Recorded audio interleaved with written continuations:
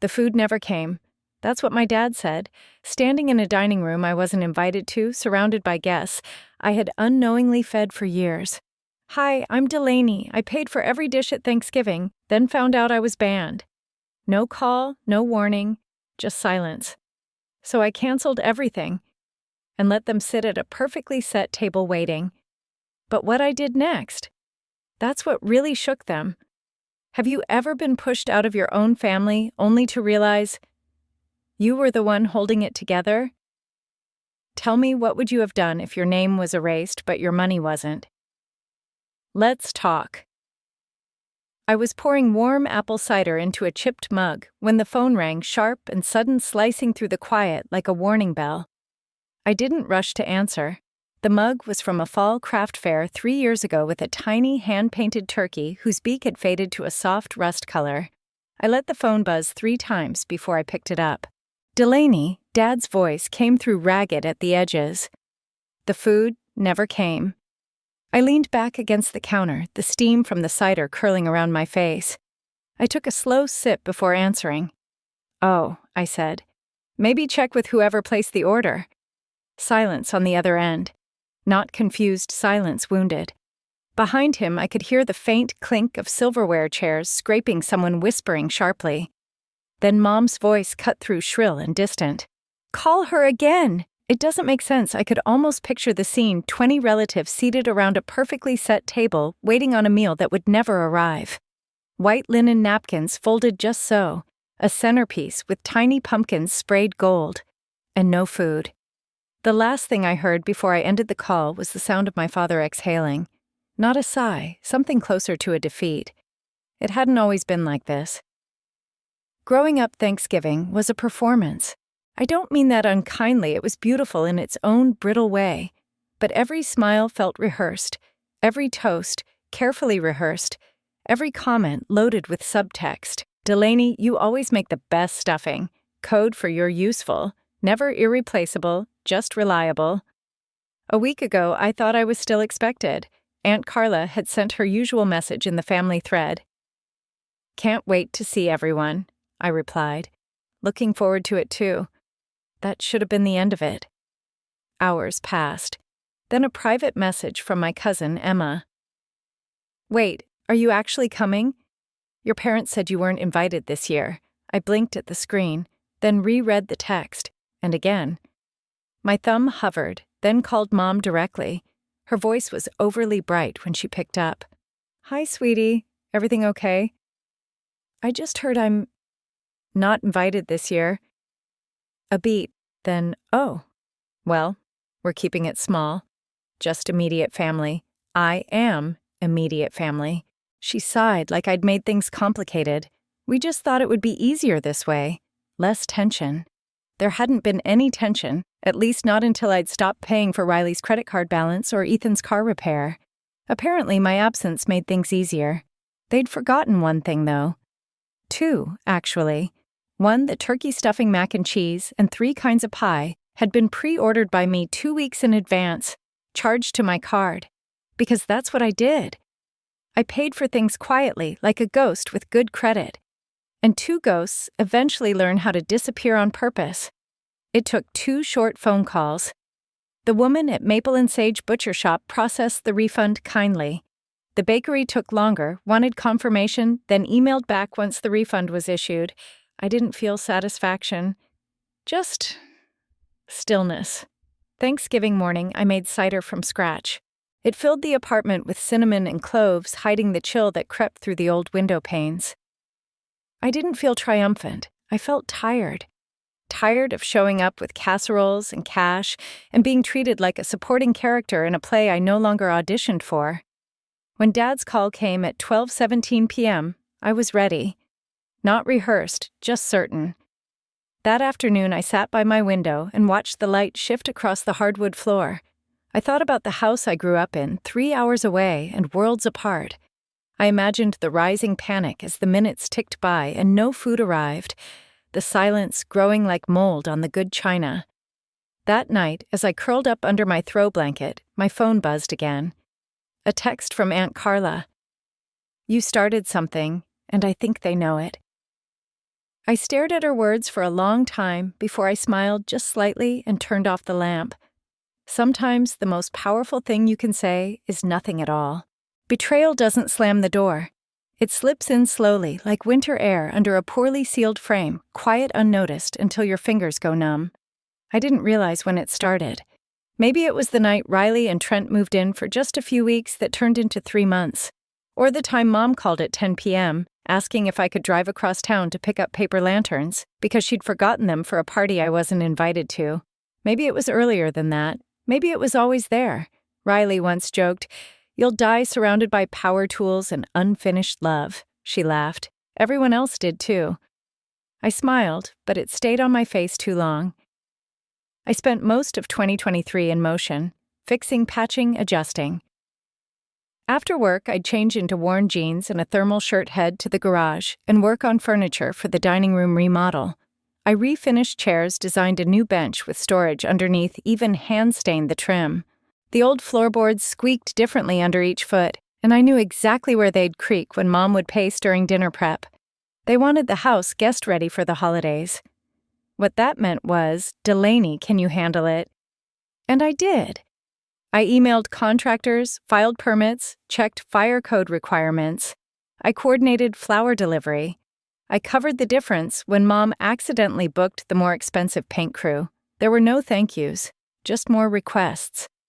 "You're always doing too much," Mom would say, like a compliment, like a curse. Once I asked Riley if she'd help assemble the light fixture. She shrugged. "I'd just get in the way. You're so much better at this kind of thing." Then she went back to watching videos on her phone. That night, I installed it alone, standing on a wobbly step stool, fingers numb from rewiring. My bedroom, the one I grew up in, had become a storage closet. Boxes of holiday decor, old coats no one wore, forgotten electronics. When I offered to help clear it, Mom waved a hand. "No need. You're hardly here anyway." "No? Not anymore." By mid-November, everything was done. The dining room gleamed.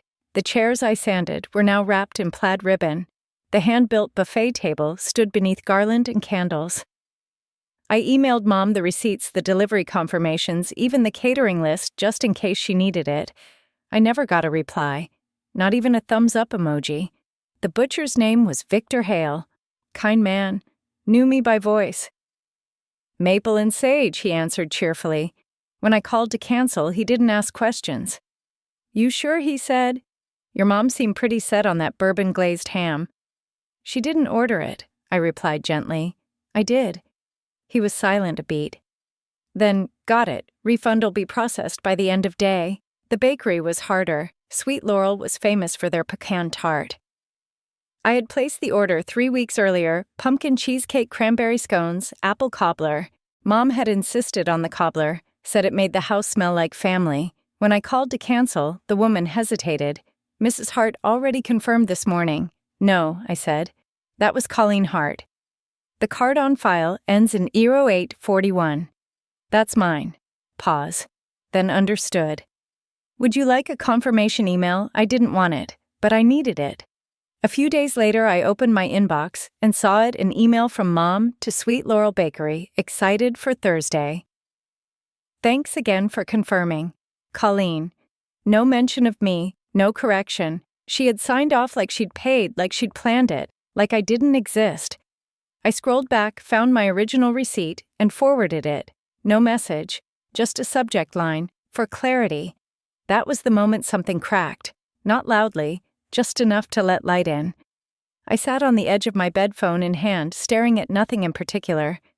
There was a single smudge on the wall near the doorframe, probably from my suitcase last Christmas. I'd stayed the whole weekend, cooked breakfast both mornings, helped fix the guest toilet. Riley got a candle for showing up. I got ignored. This year I canceled the food, then canceled my attendance. No explanation, no drama, just absence. When the call came, Dad fumbling, unsure, it wasn't rage that filled me. It was clarity. I'd spent years trying to earn a seat at that table. But the truth was, I had built the table, polished it, paid for the chairs, cooked the meal, then watched from the sidelines while they dined without me. 2 days after Thanksgiving, my phone buzzed. Voicemail. I didn't recognize the number until I saw the transcription, Colleen Hart. I pressed play. Delaney, let's not let this ruin the holidays. We really missed you. I hope we can talk soon. I stared at the screen for a while, then pressed delete. There are apologies made with words, and there are apologies made with change. She'd offered neither. By the time we pulled into the driveway, the porch lights had already switched to their automatic glow, faint golden orbs framing the front door like a stage set. I took a breath steady but deep. Beside me, Grandma Marion adjusted her silk scarf with the kind of poise only she could make feel casual. "You don't have to say anything," I murmured. "Oh, I won't," she said, eyes twinkling. "But I might raise a toast." The cold bit at my ankles as we stepped out of the car.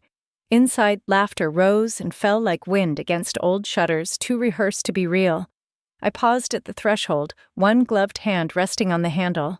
Grandma waited behind me, patient. Then I pushed the door open. The foyer hushed immediately.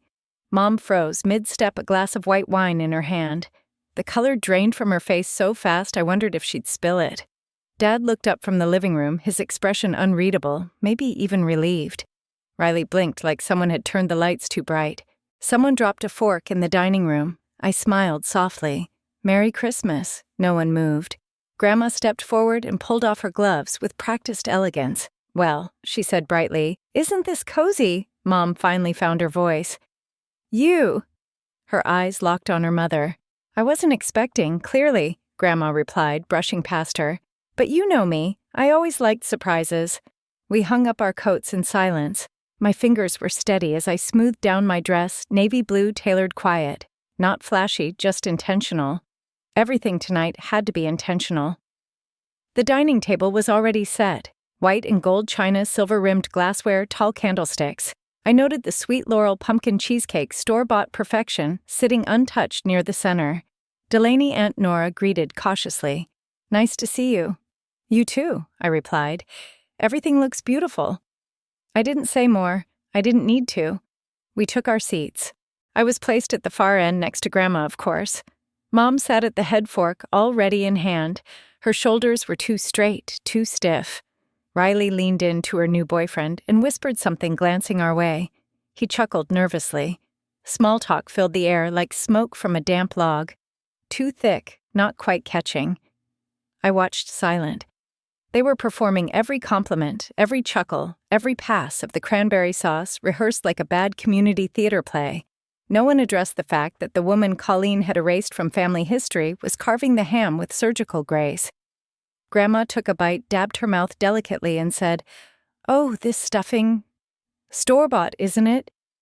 Tastes very consistent." The silence that followed was exquisite. Mom's fork paused midair.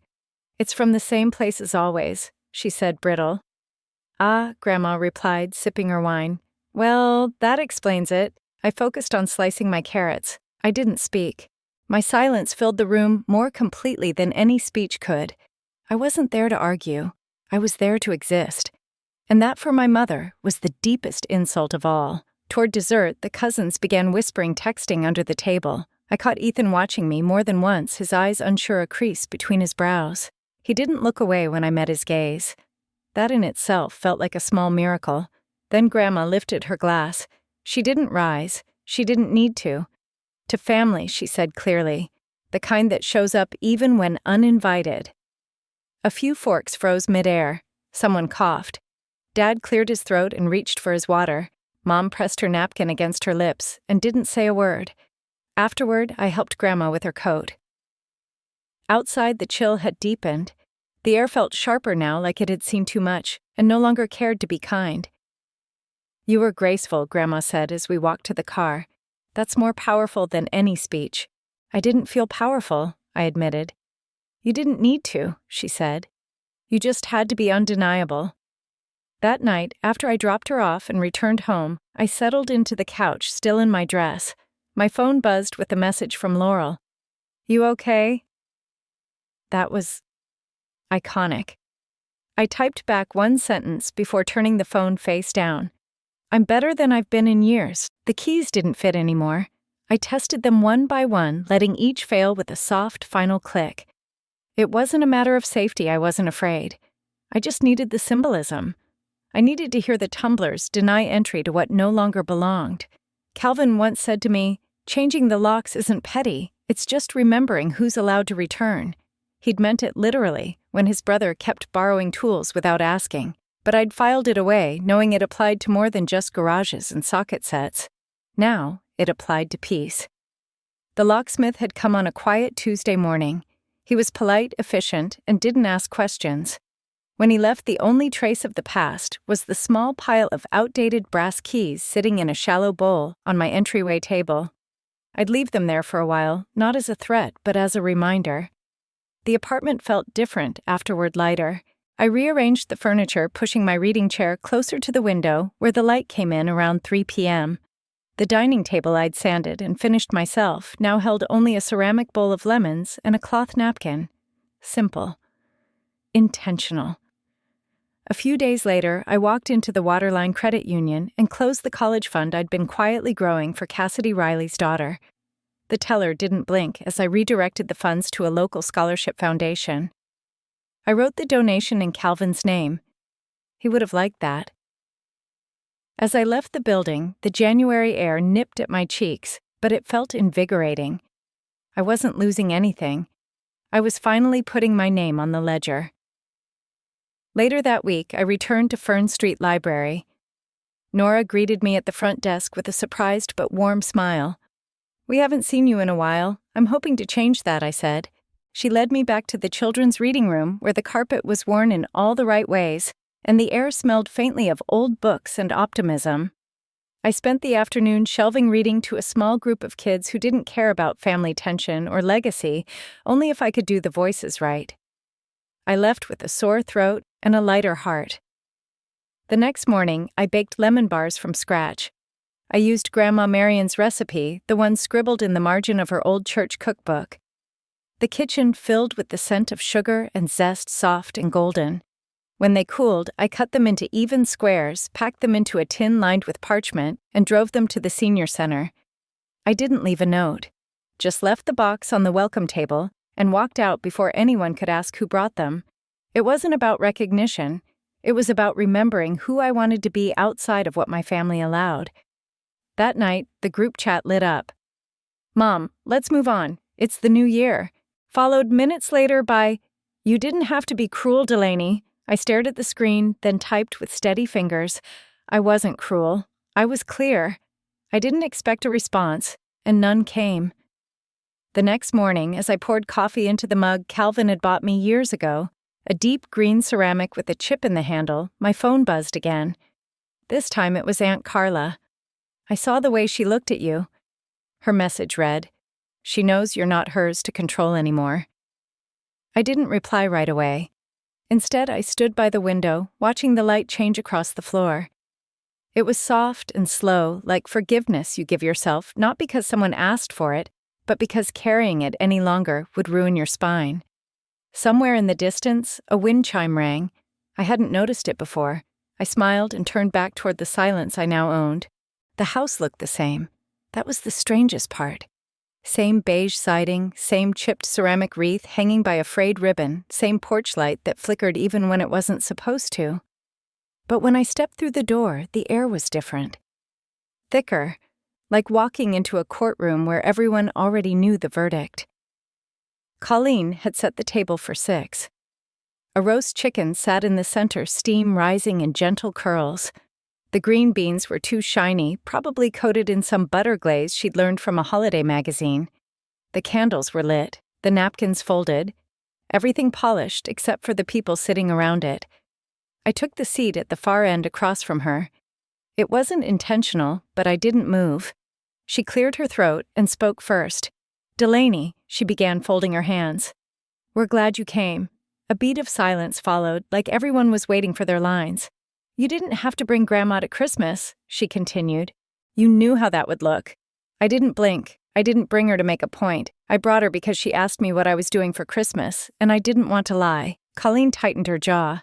"You humiliated me." "No," I said, calm as a lake in winter. "I ended a story you tried to write for me." Across the table, Riley shifted in her seat. Miles looked like he was already retreating into himself. Colleen sat up straighter. You've always been dramatic. Is that what this is? I said. Drama? You sabotaged Thanksgiving, she snapped. You canceled everything and let people think it was our fault. Ethan leaned forward. His voice wasn't loud, but it landed like a gavel. You told everyone she wasn't coming. Then you let her pay for it all. Colleen's head snapped in his direction. Excuse me? You heard me? He said. You told the whole family she wasn't invited. And then let her cover the meal. That's not true. I saw the texts. She turned to me, her eyes narrow. You've been twisting things. I haven't said anything, I replied. That's the difference between us. I don't need to spin the truth. I was embarrassed, she said too quickly. And then she froze, like she hadn't meant to say it out loud. The room went quiet. Grandma's voice echoed in my head. Your mother never learned to be wrong, so she learned how to rewrite the past instead. So you made me the problem, I said softly to protect your image. Miles looked down at his hands, thumbs pressing into each other like a silent prayer. Riley said nothing, but I caught the flicker in her eyes, like someone suddenly realizing the script had changed and she hadn't been given new lines. Colleen tried to recover. You've always taken things too personally. You're too sensitive. You don't let things go. I leaned back slightly. Or maybe I just stopped pretending things were fine when they weren't, she blinked. This was supposed to be a peace offering. You can't offer peace at a table where you once served silence, I said. Ethan let out a breath, almost a laugh, but one edged with disbelief. Wow. Aunt Carla, who had been quiet the whole time, finally spoke. She's right, she said, voice low. You never actually listen. You just control. Colleen looked betrayed. I'm her mother. And I'm not a child, I said. I'm not a scapegoat. I'm not a servant. And I'm not a blank page for your version of the truth. The silence that followed wasn't the brittle kind that begs to be broken. It was thick, settled, like truth settling into walls long painted over. I don't need an apology, I said, rising from my chair.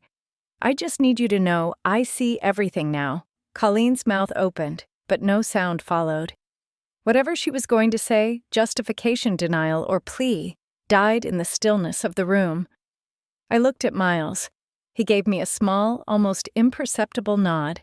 Ethan's gaze held mine a moment longer, and there was something unspoken there.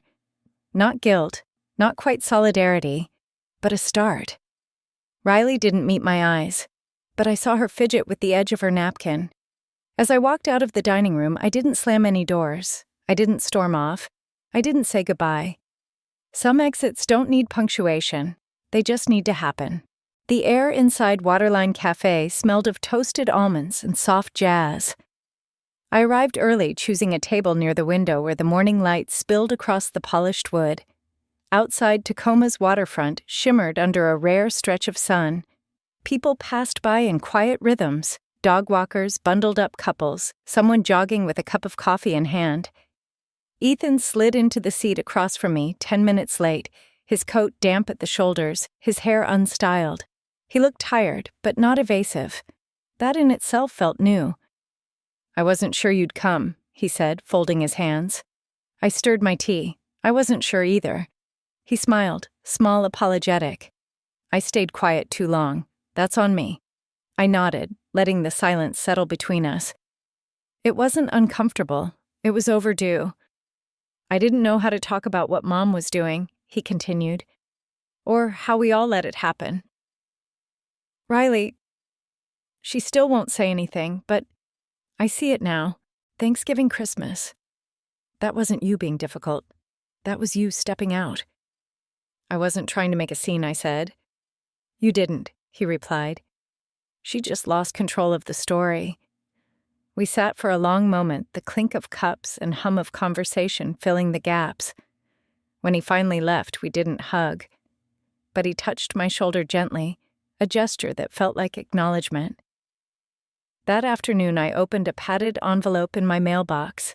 Inside was a photo I hadn't seen in years, me age 6, crouched in Grandma Marion's backyard beside a bloom of purple crocuses. My hands were dirty. My smile was lopsided. In the corner, written in her soft cursive, she always bloomed quietly. I framed it. Later, I stepped onto my porch with a mug of chamomile wrapped in the cardigan Grandma once gave me. The light was golden, stretching across rooftops, catching on window panes and wind chimes. I sat on the top step and opened the family group chat. Me, just wanted to say I'm doing well. No drama. Wishing you peace in the new year. I hit send. Then I muted the thread and tucked the phone into my pocket. There was no need to watch for replies. A message from Aunt Carla came a few minutes later, separate warm. Carla, proud of you. Always have been. I smiled, not because I needed her approval, but because she offered it without strings. I didn't hear from Mom, and for once that felt like relief instead of absence. As the sky deepened into its late January blue, I let myself rest. For the first time in years, the narrative wasn't tangled in guilt or performance. I didn't owe anyone a version of myself that made them comfortable. I had inherited nothing they wanted to give, and everything they didn't realize they'd taught me endurance, clarity, the art of walking away. I took a sip of tea, watching the neighborhood quiet. That empty chair at Thanksgiving. That won't be my shame. That will be my peace. There's a certain kind of peace that comes not from winning an argument, but from no longer needing to have one.